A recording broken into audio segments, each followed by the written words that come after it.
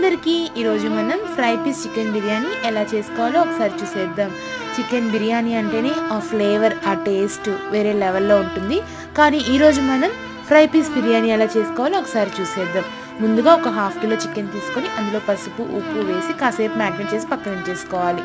తర్వాత డీప్ ఫ్రైకి సరిపడా ఆయిల్ తీసుకొని చికెన్ పీసెస్ని ఫ్రై చేసి పక్కన ఉంచుకోవాలి. తర్వాత మనకు కావాల్సిన మసాలా పౌడర్ చేసుకొని పక్కన ఉంచుకోవాలి. కొంచెం ఆయిల్ వేసి అందులో ఎర్రగడ్డ, టమోటా, మిర్చి, మనం వేయించుకున్న డీప్ ఫ్రై చేసిన చికెన్ కూడా యాడ్ చేసుకొని కొంచెం ఫుడ్ కలర్ని యాడ్ చేసుకోవాలి. మనం చేసుకున్న గ్రేవీ పౌడర్ని కూడా ఇందులో కలిపేసుకొని కొంచెం కర్డ్తో బాగా ఫ్రై చేసి పక్కన ఉంచుకోవాలి. తర్వాత ఒక ప్యాన్ పెట్టుకొని అందులో కొంచెం ఆయిల్, కావాల్సిన మసాలా దినుసులన్నీ యాడ్ చేసుకొని ఈ ఫ్రై చేసిన చికెన్ని దాంట్లో వేసేసుకోవాలి.